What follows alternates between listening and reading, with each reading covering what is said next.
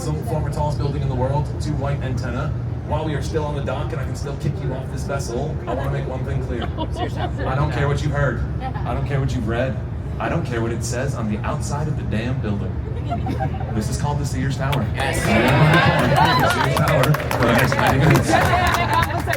If you call this building by its government name, the Willis Tower, I personally, and so will this young lady, make fun of you to your face. This is the Sears Tower, former tallest building in the world. So how do you go from an unbuildable swamp to the tallest building in the world? Well, frankly, you get lucky. A lot of luck. If I could rename this tour, the tour would be called "It's Better to Be Lucky Than Good," because that's the story of Chicago, right? Of course, we've got one of the perfect locations you could ever ask for in America. You've got one of the biggest bodies of fresh water in the world, a mile that way in Lake Michigan, trillions of gallons of drinkable water. A couple miles that way, you have basically the entire southbound Mississippi River access channel. Those 2 waterways, the Great Lakes system and the Mississippi River, those are the boundaries of America for a lot of America, and even today serve as 2 of the most important shipping routes in North America. Here we are, swampy dammed, kind of smack dab in the middle, the shortest land distance between those 2 major waterways. For much of our earliest life, just out of sheer luck and placement alone, of course we're a swamp, we're surrounded by water, but it also makes us a pretty convenient place to do some trade. So for our earliest years, I mean, up until about 1800, Chicago was a trading post, and not a very good one. I mean, if you were coming to Chicago pre-1800, you came here, you traded your goods, you got drunk, you left, and you hoped you never came back again, God willing. This is not a place that people stuck around, and we know this because by the year 1800, Chicago is finally surpassing 100 residents. About here over is our population in 1800. By 1830, we've tripled in size. We now have 300 people. We can fill 2 tour boats with people in 1830. New York City is crossing 250,000, as Chicago is crossing 250,000. But a late start, we did all right for ourselves. 1830 is when it all really takes off. Everyone all at once decides Chicago's the place to be, so our population booms. 1830, 300 people. 1870, 300,000 people. 1900, 1.2 million people. And that exponential growth is incredible, except for one big issue. Chicago's a swamp. So now by 1870, you have 300,000 people living on swampland. So they got to build with the only material that won't sink into the swamp, which is unfortunately for everybody, wood. So now you have 300,000 people living in wood houses, drinking in wood bars. Let's not belabor the point. We all kind of know what happens next. A combination of a few things. A city filled with wood, a dry summer, a windy night, an Irish family's barn, quarter-mile southwest of where we are right now, and a lit lantern on October 8th, 1871, going you-know-what over tea kettle. And it's a bad few days to be a piece of wood in the city of Chicago after that. October 8th, 1871, the O'Leary family barn just south of here. Well, for the next 3 days, Chicago's in flames. Everything from basically Chinatown to Wrigley Field is wiped off the face of the earth in the next 3 days. About 5 square miles of city, 17,000 buildings, and 100,000 people, were left homeless. And it is without a doubt the best thing that has ever happened to the city of Chicago. You could not ask for a better natural disaster on swampland. You've all probably reduced a sauce in a pan or cooked mushrooms and onions in a pan before. What are we really doing in those instances other than using a lot of heat to get rid of a lot of moisture? What do you think a fire burning at a couple hundred degrees Celsius is doing to swampland? For lack of a better term, it's kind of boiling it off. So what we're left with post-fire, there's a lot of devastation, great, but we still have that perfect location. And because the fire kind of boils off some of that swampland, now that perfect location has a little bit of foundation. Location and foundation, and now you can build a city here. And so we do. And well, let's not kid ourselves, there's still about 100 feet of swamp beneath us. But there's about 30 feet of functional foundation, in a sense, that we can now build on. So we just rebuilt the city. Within 2 years, Chicago rebuilt 16,000 buildings, only rule, make it fireproof. Within 10 years, Chicago just reinvents building. 1885, we realized we need to build further up on swamp, so we got to build further down. Which means you got to stop building Lego style. Brick is going to sink in. So in 1885, look about 3 blocks in, you see where the Board of Trade, that tall building, vertical windows with that 30-foot silver figurine, that's the Board of Trade from 1930. That's not the original skyscraper. I just point that out because 1 block north of there in 1885 is where the world gets its first skyscraper. Right in the corner of LaSalle and Adams Street in Chicago. Chicago realizes we've got to build erector set style.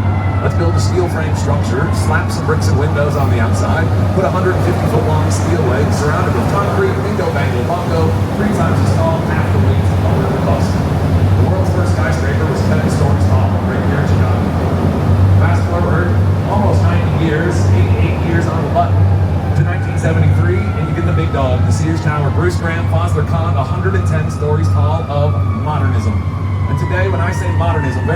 basically, what I mean is kind of the Sears Tower. When I say modernism today, what I want you to think of is the letter B, as in big, boxy, boring, black, or brown. You all know the type because, well, they're everywhere. That's the point of this international modern style. The point of this style was never to be the most beautiful, it's to be the most functional. Like form follows function is the idea of this era. By the 1960s and 70s, we kind of mastered building. Taller, lighter, leaner. That's the holy trinity. Well, once you've mastered all that, all you really have left to toy with is cost effective. And let's not kid ourselves. If you want to make something more cost effective, take the arts out of it. These were never meant to be the most beautiful big squares. They were meant to be the most functional big squares. And frankly, they're very good at being functional. We'll talk more about modernism, but architecture is not just buildings. Good catch, my dear. Architecture is not just buildings. Architecture is how buildings exist in a city with people and humans and obstacles around them. And I want to point out what you see underneath this green building here. Under that green building is not one train or two. There's about 12.5 trains under these buildings. That train station and these rail lines are historically some of the most important rail lines in the history of rail lines. Meaning, they're not going anywhere. They stay there. Which means now if you want to build down on the Chicago River, now you've got to build on a river, on a swamp, over some of the most active railroad tracks in the city of Chicago. So you're going to have to get creative. And I think we're going to see the creativity a lot more so out of just need over on your left or west side of the river, starting with basically straight ahead of us. As we come under the Adams Street Bridge, you're going to see basically at your 12 o'clock a two-part gray building. In the near side of this gray building, the shorter side, you're going to see these triangular white metal trusses on top of it. And then you'll see the tall side behind it. It's got the clock on the very top. I want to talk about this gray building, particularly about the short side, and particularly those triangular trusses on the short side. Because those trusses on the short side of that building might be one of the most important features we talk about all day because of these railroad tracks. These railroad tracks, at least 3 of these trains run directly beneath the riverside corner of that short side of the gray building. Meaning, because there's railroad tracks under that corner of the building has 0 underground support. Now, you don't need to go to architecture school to kind of imagine what happens to a 4-corner building when there's only 3 supported corners on that 4-corner building. That riverside corner is aching to fall into the river. So how does it stay upright? Well, good news, bad news. The bad news, the short side is built right over the railroads. Good news, the tall side isn't. It is built slightly offset. That tall side is firmly planted. As much as those trusses kind of look like a feature of the short side, they're literally a fixture of the tall side. Those trusses kind of act using tension as almost like an extendo arm, if you will, sort of picking, lifting, and holding the short side above the railroad tracks down below. If there was a structural failure in that system, it would essentially be the equivalent of the tall side of the building just sort of dropping the short side of the building. And I know, we're talking terrifying, death-defying architecture, our second building of the day, probably made even more terrifying and death-defying even the namesake of this building, which of course is the Boeing building. But good news, relax. Boeing engineers had nothing to do with the design or execution of the structure, so it is perfectly safe. You guys, shake it off. We just left White Sox territory. Smells cleaner already. But guys, let's turn our attention. Oh man, I'm sorry, it's not your fault. But let's turn our attention just over to the right. We talk about bouginess, and this building over on your right, the Civic Opera Building, was meant to be the bougiest building in America, and it was. This was meant to be the most expensive and ornate opera house America had ever seen, and it was the most expensive and ornate opera house America had ever seen functionally for 3 weeks. Because we opened the most beautiful opera house in America in 1929, about 3 weeks before the stock market collapsed. I wish that was the last time I was going to say that today, but we'll burn that bridge in a few minutes. But let's turn this semi-white staircase. That's that unsupported corner of the Boeing building, and I'd love to tell you more about it, but it's not even the best engineering on the block. Just look at its neighbor. Look at the base of this building over on the corner, how it comes together like a tuning fork or a glass of champagne. That is the impossible building and the impossible building location. They've told us for 75 years you can't build there. And the reason you can't build on that location is these railroad tracks. There's not 1 or 2 or 5, there are 8 active railroad tracks running under that plot of land. They said you can't build here, it's impossible. There's no way you could ever build a building that only needed a base that was 39 feet wide and not 1 millimeter more that fit exactly between the 2 railroad tracks about 40 feet apart. Impossible, they said. But we don't really care for the word impossible, so we just went ahead and did it. That building has a base that is 39 feet wide and not 1 millimeter more, and it fits exactly between 2 railroad stations. I'd also like to introduce you to the folks in the brown building behind them. the most pissed off homeowners in the city of Chicago. Mathew was supposed to last forever, unlucky. But now you guys are seeing the math. It doesn't really math here. That is a 39-foot wide base that is holding up a 650-foot tall building. I'm not going to ruin your day with math, so I'll put that in a human perspective. If I was this building, I am 6'3". Ladies. I'm 6'3". I was this building. It's the equivalent of me trying to balance on 1 foot on a bar napkin for the rest of my life. You can see that's not going to last very long. So when we get a better vantage point on the way back, I'll tell you how this building stays upright. But first, if you had to ask me if I could just have Heath Island 1 meter by 1 meter anywhere on the river that I could just have all to myself, I'd want it to be right about here-ish. Well, here. I mean, just look around in every direction, guys. Every direction. You are spoiled for choice. I think we could honestly do a 90-minute boat tour of architecture right here without moving our feet. And not only is this one of my favorite visual corners probably in the world, it's also the birthplace of us. This is Wolf Point, or the confluence. This is where the three branches come together. And it's also why I want to point out a symbol that you're going to start to see everywhere in the city. If you look over just in this railing, just underneath the new Salesforce Tower here, what you should see inside the railing is the letter Y. And you're going to start to see the letter Y hiding all over the city. Mailboxes, light posts, everywhere. So why? Well, look behind you. Notice any kind of natural feature of Chicago that abruptly splits off in two directions? Well, every time you see the letter Y, that is a love letter to our namesake, this river. This is not the Chicago River because it runs through Chicago. This is the city of Chicago because it is built around the Chicago River. Our namesake comes from the fact that, as you might have heard, Chicago's a giant swamp. The first peoples to realize that Chicago was a giant swamp were the first peoples. Like the Ottawa, Iroquois, Illinois, Potawatomi, dozens of tribes, dozens of generations.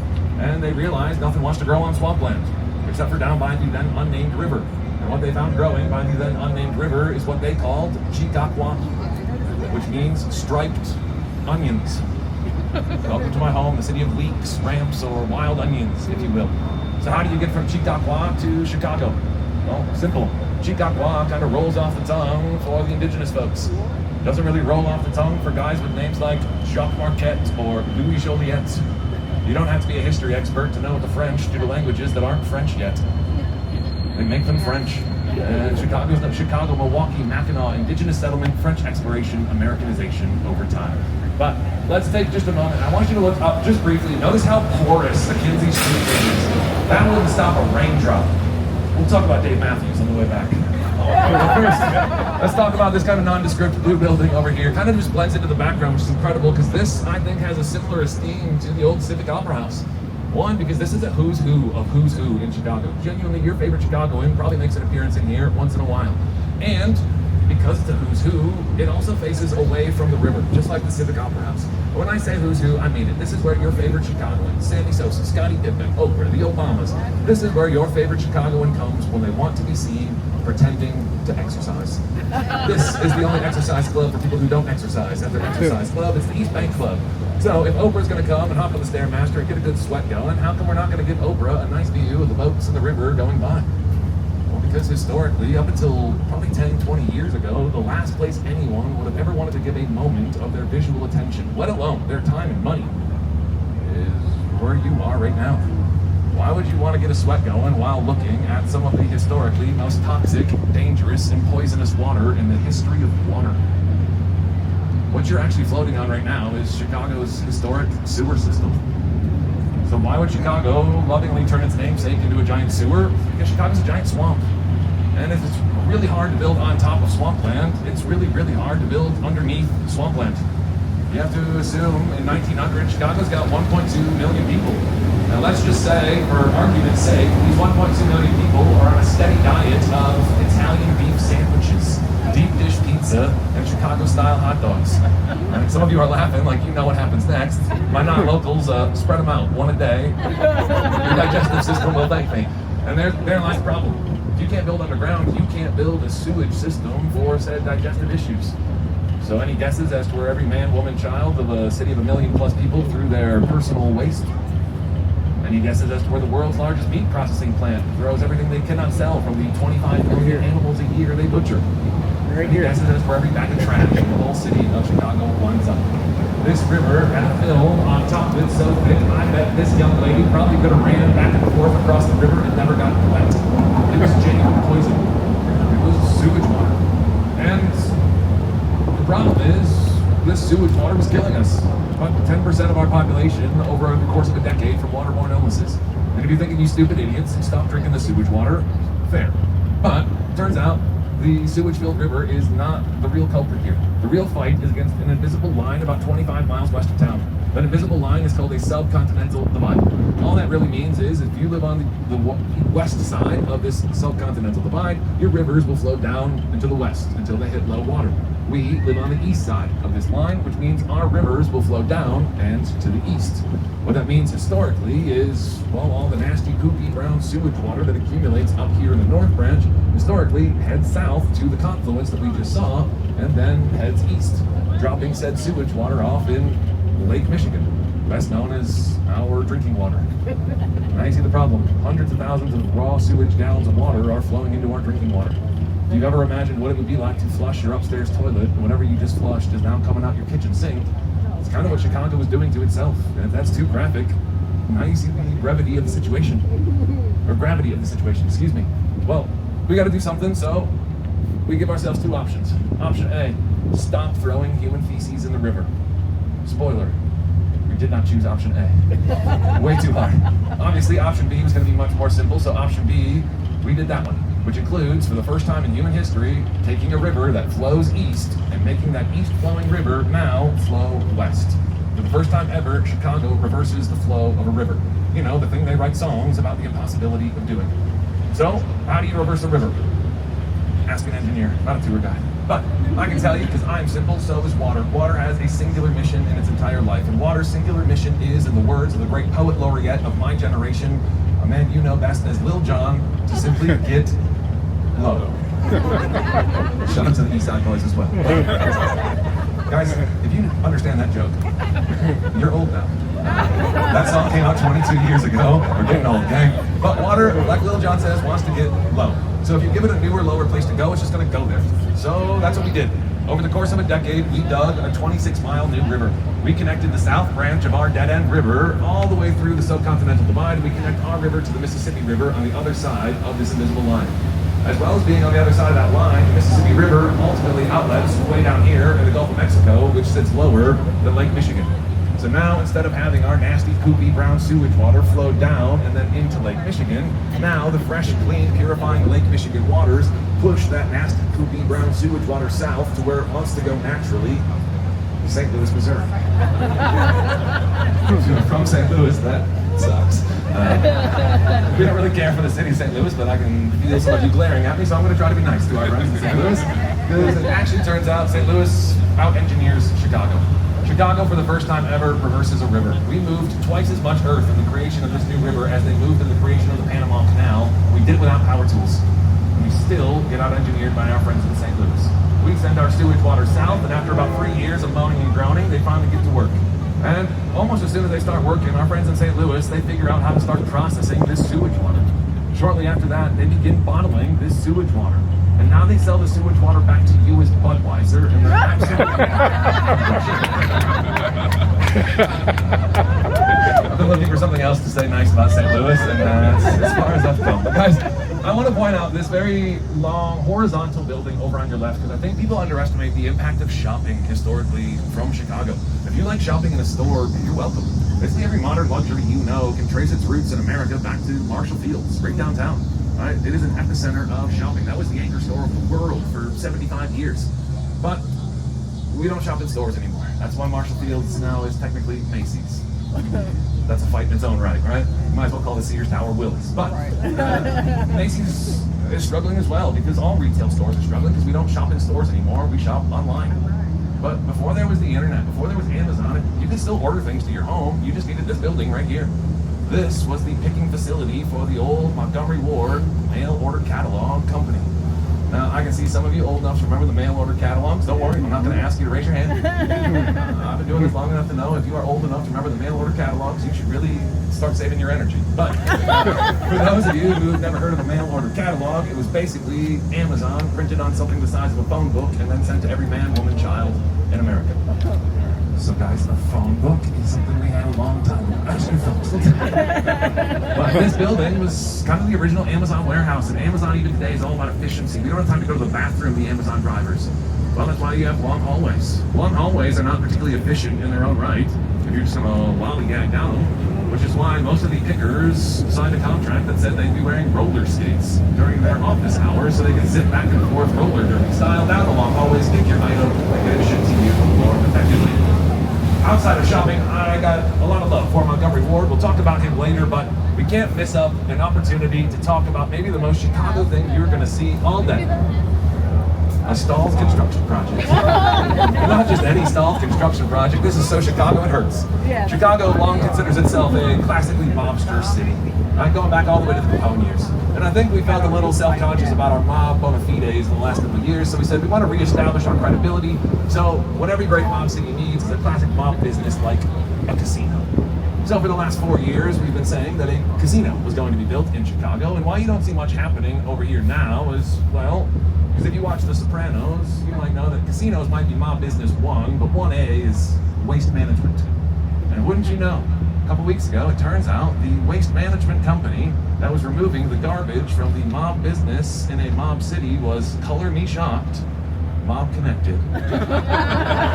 Turns out they all are. That's why we haven't had a new waste management company moving garbage for the last couple of weeks. But some jokes, I don't have to work very hard. The headlines write themselves. Someday, eventually, this will be a casino, but I'd hammer the under on anytime soon. But what we are very good at in Chicago, I think, is parks. We've got over 600 parks. We've got so much green space in the city, and I love our parks, but I have a little bone to pick with this one, because this is Montgomery Ward Park. And I told you Montgomery Ward might be my favorite Chicagoan, not because of his shopping. He made $1 bajillion in shopping. But by the time Montgomery Ward died, Montgomery Ward was dead broke, barely a penny to his name, and everyone in the city of Chicago hated Montgomery Ward. And the reason why I think that hate is misdirected, because the reason he died broke is because Montgomery Ward believed in the idea of our lakefront being a lakefront. Montgomery Ward spent his nearly entire net worth over 20 years suing every Tom, Dick, and Harry industrialist that wanted to put industry on our lakefront. And obviously, we hated that guy. We thought Montgomery Ward was the single person that was going to stop Chicago from eventually becoming the next great Baltimore. And frankly, I think that was kind of the point. And the reason I got a problem with this park, and again, it's a great park, but Montgomery Ward was right all those years ago. Our lakefront, I think, is one of the greatest gifts to the city. And that 28 miles of lakefront would not exist without Montgomery Ward. So after about 50 years, we finally acknowledged, shoot, maybe that Montgomery Ward guy was right. And about a decade ago, we said, you know what, we should honor this man. So a decade ago, to honor the man that protected 28 miles of our lakefront, we gifted him, at the time, the smallest park in the city of Chicago, about as far away from the lakefront as you could possibly get it. You'll see the expansiveness and just the incredible usefulness of the lakefront as we get a little bit later. But so far, guys, you know, the point of this tour is we're going to talk a lot about when Chicago overdoes it. We spare no expense, we nail it. And sometimes we don't always nail it. We're professionals, and sometimes we got to cheap out. We don't call it cheaping out because we're professionals. We call it adaptive reuse. And what that means is you're not supposed to live here. And there's an easy way to clock a adaptive reuse building. Just look at the balconies. Yeah. Notice these balconies over here looking like they're hanging on for dear life with one single piece of steel wire and 2 rivets. Because those balconies are hanging on for dear life with one single piece of steel wire. They are not built into the base of the building. That is an old industrial building that instead of ripping out the facade and engineering balconies in, if it looks like they're resting on the outside. You can see those balconies, you know, 2 things. 1, adaptive reuse, and 2, they pay way more in homeowners insurance than the average bear in the city of Chicago for obvious reasons. But let's talk about this bridge just behind me. Probably the most bridge closely tied with Chicago lore in the summertime, just celebrated its 22nd anniversary of a very special moment. And in Chicago, in the summertime, we're an epicenter of music and culture and entertainment. And because of that, we're often an epicenter of traffic. Sometimes these 2 worlds come together. And 22 years ago, on a beautiful August day, not too dissimilar to today, stuck in gridlock traffic on the very porous Kinzie Street Bridge was a tour bus containing bits and pieces of the on-tour Dave Mathews Band. Now, I don't know why, we don't know why 22 years later. I like to think maybe the bus driver in his free time had gone on a river tour. Maybe the bus driver had learned all about the sewagey history of the river and just wanted to be part of something. But for some reason, unannounced to anyone, while parked on the porous Kinzie Street Bridge, the tour bus driver decides that'd be the perfect time to pull the lever these tour buses have that releases the somewhere between 600 and 800 pounds of raw sewage that these tour buses carry around with them. Now I need you to use your imagination for a moment as to what could possibly happen next. I've got good news and bad news. Good news. Of that 800 pounds of raw sewage dumped from on top of the bridge, almost none of that raw sewage ever made it into the Chicago River. Bad news. The reason none of that sewage made it into the river is because, well, there's a lot of tour boats that come under the Kinzie Street Bridge at all times of day. And as bad luck would have it, a tour boat was coming directly under the Kinzie Street Bridge. Now guys, I saw most of you come on. I guarantee you, not every one of you on board is having the best day of your life. And I tell you, hang in there, it will get better, I promise. What I can tell you right now where I stand is I am certain none of you are having the worst time anyone's ever had coming under the Kinzie Street Bridge. I'm certain of it. Okay, if you want to look that up, it did celebrate its anniversary a couple weeks ago. The cruise line you're looking for, I don't want to blow their spot up. It starts with the letter C, and it ends with Chicago's First Lady. Do with that information what you will. Guys, we've talked swamp, we've talked river, we've talked history, we've talked enough sewage to fill, well, probably more time than we expected, but it's all part of architecture. How does it all stand up? Now we get the payoff.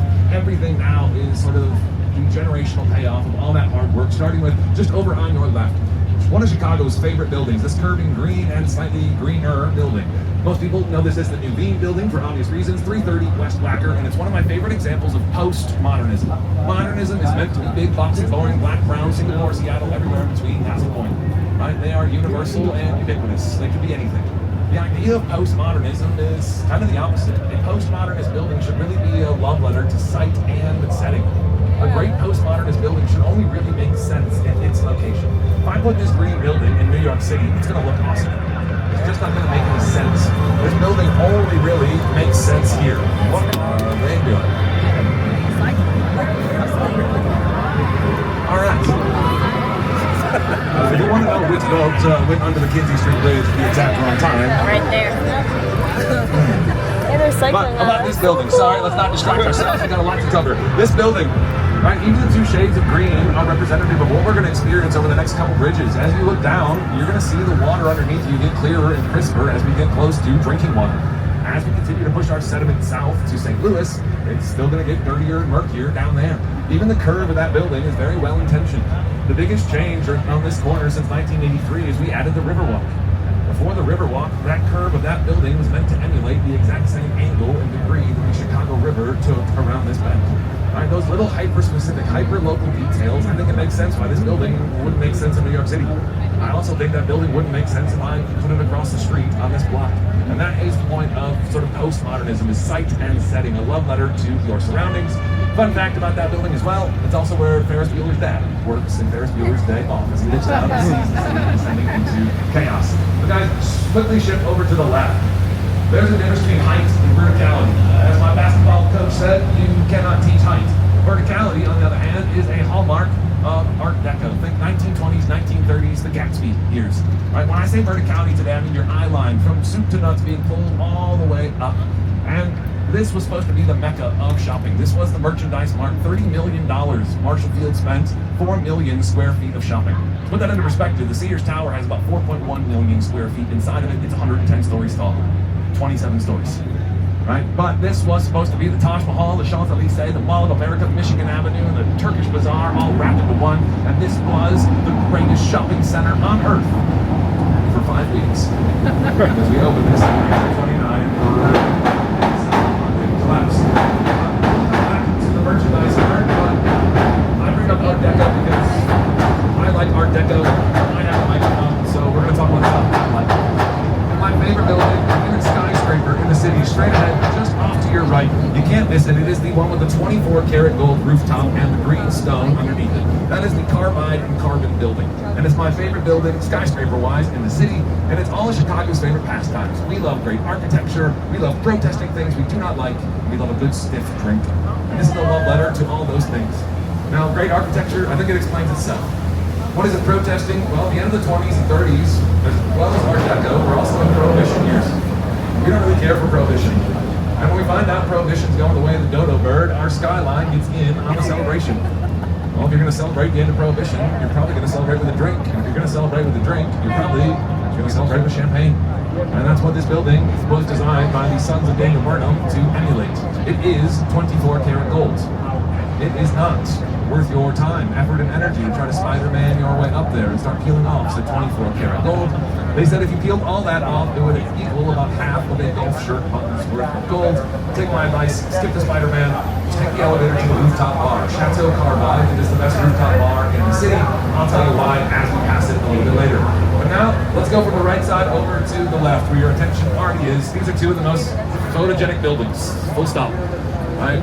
But if you look at these are not big, or boxy, or boring, or black, or brown.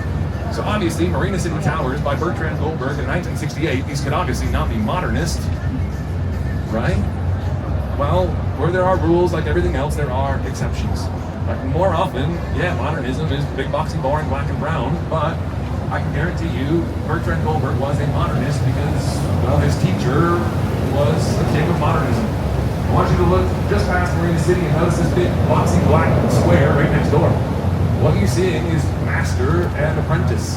This big boxy square is the final design of Mies van der Rohe, the man largely credited with starting the international style of big boxy, boring, black and brown. When Mies van der Rohe was done being the best architect in the world, he became the best architectural teacher in the world. And you'll never guess who he chose as his #1 understudy for about a half a decade. Bertrand Goldberg. Bertrand Goldberg says he learned almost everything he knew from the master. I think that almost is doing a lot of heavy lifting in that sentence there. But it wasn't so much a conflict of styles as much as Bertrand Goldberg said, there are no right angles in nature. Why should my building have something that you will not find occurring naturally in the world around us? We'll talk more about it, guys. You talk about those spoiled for choice type of moments architecturally. You can see that little corner up there on the Carbide. That is my favorite rooftop bar in the city, Chateau Carbide. Especially at sunset or after dark, it looks west. Don't get a ton of those, especially at sunset, a great sunset rooftop. But I love it because at nighttime, you want to be looking at stone and brick like the jeweler's building just over on your right there. Those little details in the water cisterns in the rotunda start to glow at night if you get the right rooftop angle. Former tallest building in America, the jeweler's building, and it actually takes over that record from this building right over here on your right. The Gothic Rocket, the skinniest skyscraper we are going to see today. Now, Mathew Tower here was built in a rush. It wanted to be the tallest building in America, which it was. But because we built it in a rush, we forgot the first rule of building anything from birdhouse to building, which is very simply, measure twice, cut once. Day one stuff. So in a rush to build the tallest building in America, which they succeeded at, they accidentally forgot to build the tallest building in America wide enough at the time to put an elevator in the tallest building in America. Meaning you got to walk all the way up the tallest building in America just to get to the top floor up there. And the top floor of that building has about as much square footage as the pilot house behind me. Still to this day, I think the single floor in Chicago with the least amount of square footage. So you got to walk all the way up just to have the luxury to walk all the way down, all to have the record for about 7 days before the jeweler's building overtook it about a week later. But both from our golden era of architecture, but I think the one, and we're going to see it from its good side, look at the Wrigley Building. I think this is the granddaddy of Chicago architecture. And to think how much the skyline has changed since 1923 when we wrapped construction. That clock tower up there was visible for 4 miles in every direction in 1923. I don't think you can be 4 blocks away from that building now and see the sky or see that structure in any capacity given the skyline around it. But guys, welcome to the second city. And I say welcome to the second city because, well, Michigan Avenue, I think is kind of the beginning and end of the first and second cities. Michigan Avenue is not named after my home state of Michigan. That's named Michigan Avenue because Michigan Avenue is the historic coastline of Lake Michigan. The same Lake Michigan that's not half a mile that way, that used to be the coastline of it. How do you move one of the biggest coastlines of one of the biggest bodies of water in the world from there to way back there? You get lucky. Remember that big fire we had in 1871? 5 square miles of city completely burnt to a crisp. Of course it was all wood. But wood has been on fire long before humans ever existed. And when it does, it just goes back into nature because, well, it's a big circle. So now we got 5 miles of basically biodegradable nature to get rid of. Our first instinct, as you all know, was to put it in the river. But we didn't want to clog up our sewer system, so we decided to find a different body of water. And we just simply took all that burnt down city and we just pushed it in the lake. Everything you see on your right, everything you see on your left, this is the second city. That side of Michigan Avenue, that is swampland. Everything over here, their words, not mine, is a floating garbage patch attached to a swampland. We're not the second city because we're smaller than New York. We're the second city because the first one burnt down. We simply took that whole burnt down city, pushed it into the lake, and then built probably your favorite part of Chicago on that burnt down city. The lakefront, the museum campus, the Art Institute, Grant Park, Millennium Park. All this is built on a floating garbage patch. And, well, frankly, not bad for a floating garbage patch, huh? This floating garbage patch has seen a bit of a blow up over the last 100 and some odd years. Now this floating garbage patch is home to some of the most expensive real estate in the city of Chicago. Almost all the major luxury hotels are popping up around here. But the anchor piece is our newest addition to the top 5 in the city skyline. I'm going to call this the curving blue and green building because you all know what I mean. I want to be clear, this building has as much curve on it as your tour guide does. There is not a single piece of curved glass on this building. It toys with your perception, not your sight. Right? Even now, if you have sunglasses, look at the color of the building, the color placement, color palette, color proximity. My folks from Ohio, don't look at the sun. But the rest of you, just look at the color palette of the building. And we're gonna see it's gonna change. Even now, look at how the sun has disappeared behind it, how it looks different. That is the point. This is 102 stories tall, our 3rd tallest building in the city of Chicago, and the tallest building in the world, designed by a female architect and engineer. Local Illinoisan, frequent Chicagoan, Jeannie Gang is the mastermind behind this. We're going to talk more about it later when we can see that visual transition, but first I got to talk about something that I've pretty much never been able to talk about 4/5 of my professional career, which is this fountain right over here. Centennial Fountain, it's been here for almost 20 years now. Shoots a giant stream of water all the way over every hour on the hour, and it soaks all the parents, and it's hilarious. But I've been doing this for nearly 5 years, and up until about a couple months ago, I never got to talk about it functioning. Because as cool as it is to have public fountains in your city, you have to remember Chicago is a cold weather city for half the year. And if you know anything about cold weather cities and public fountains, you know how important it is to turn off your public fountains before cold weather. And I know we had some other stuff going on in 2020, but someone unfortunately forgot to hit the switch, and for the last 4 summers that has not worked because all the pipes have been in thousands of little pieces underground because they froze and of course exploded. But I wish it was things like that were the big screw-ups, but I really got a point where you see this crane right over here.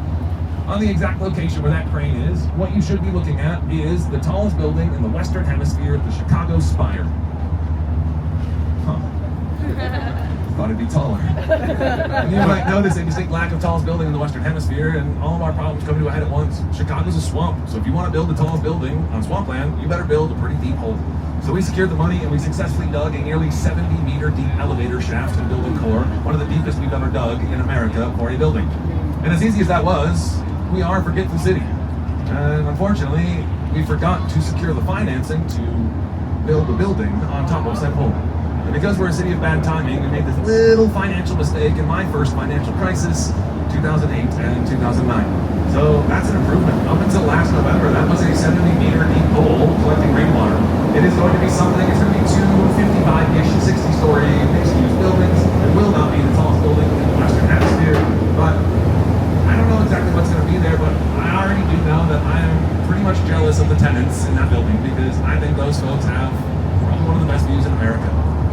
And when you saw me get a little hot under the collar about the lakefront earlier, I beg you guys, make time for the lakefront. It's yours. Find me another city that has gifted 28 miles of its primo real estate to its peoples. You can go from basically Indiana almost all the way to Northwestern University, 28 miles of walking, biking, jogging paths. You're not going to find any tchotchke shops, hotels, condominiums, nothing. Everything out here belongs to us. And it always has, since before the city was a city. 1835, we wrote the words to remain open, free, and clear for the people forever. And this is what my man Montgomery Ward was fighting for, is all this. And, you know, I always think when we get out here, you don't have to look or really think too hard how different Chicago could have looked if Montgomery Ward didn't get his way. Now, it might be a bit hazy today, but let's see. Hold on just a sec. Yep, it looks like white smoke. It looks like Gary, Indiana has elected a new pope. It looks like white smoke is coming from Gary, Indiana. It looks like Gary has elected a new pope. Oh, that's not what they're doing down there? Oh. Guys, and I say this in jest, because if you do look down on a slightly clearer day, you'll see the Gary and the Whiting, Indianas of the world. And I'm not picking on Gary and Whiting. I want to be very clear. They are the heart of the industrial Midwest. And I'm so thankful it's in Gary, Indiana. Right? And there's a price to pay for that production. And again, I'm not picking on them, but there is a price to pay, and I'm really glad they pay it. If you've ever driven by Gary, Indiana, you know you're driving by Gary, Indiana. There's a certain funk in the air, right? But that's the price of production. And I only point that out because as Captain Rick spins us around and gets us, I think, the second best view you could get of the skyline that we have capable today, I want you to imagine all the things you see and smell in Gary, Indiana being where Millennium Park currently sits in the beam. I want you to imagine this 28-mile stretch being 28 miles of Gary, Indiana. You think we were just going to build one little patch and say that's good, or you think we would have taken all 28 miles and basically just stolen it from nature? But guys, I've done this turn 1,000 times. I do not know what to say right now to make this view better, other than, ain't this better than Gary, Indiana? Yep. Let's take a few minutes. We're going to make a big slow turn for you to soak in this moment, and we'll pick it up just on the other side.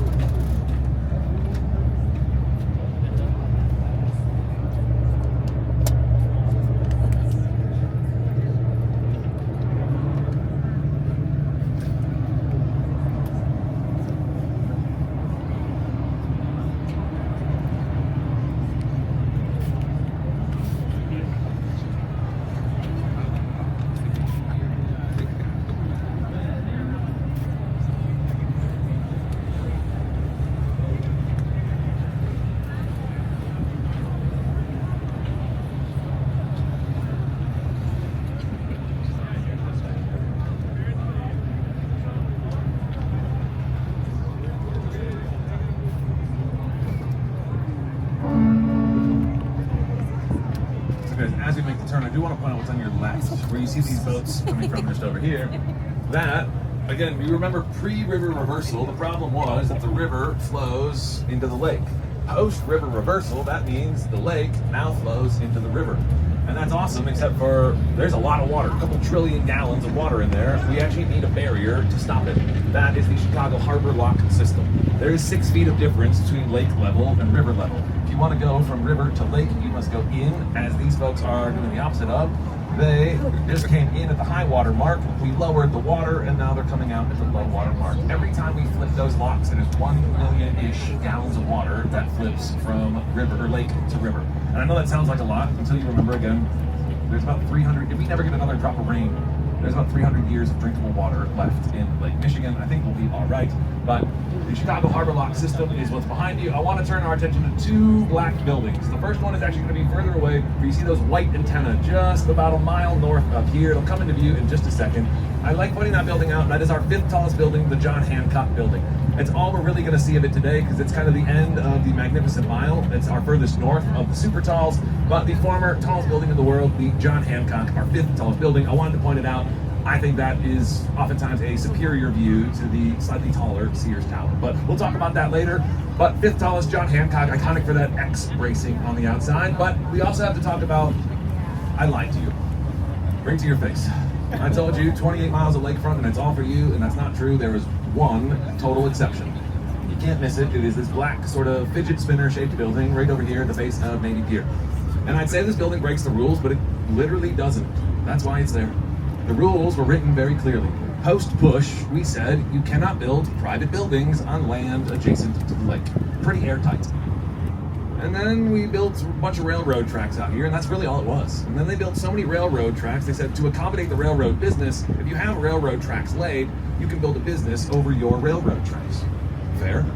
So a couple cheeky investors saw an open patch of land over there, and they said, I wonder what would happen if we built railroad tracks to nowhere. They didn't say they had to be good railroad tracks, they just said you had to have railroad tracks. So they started building railroad tracks to nowhere, and the city said, it doesn't matter, you still can't build a private building on land adjacent to the lake. And you can see that slowed them down. And the reason that building exists is because I choose my words very carefully. I've been calling this a floating garbage patch attached to a swamp for the last 10 minutes for a reason. Because what Chicago forgot, as airtight as you can't build on land adjacent to the lake is, what they forgot is when they pushed all this junk out into the lake, they deemed everything out here technically as landfill. Land and landfill are not the same distinction. Well, it took us 100 years to find the loophole, but that is not a building built on land adjacent to the lakefront. That is built on landfill adjacent to the lakefront, and that's why we have a single bush. But guys, enjoy this architectural parallel we get on the way back in.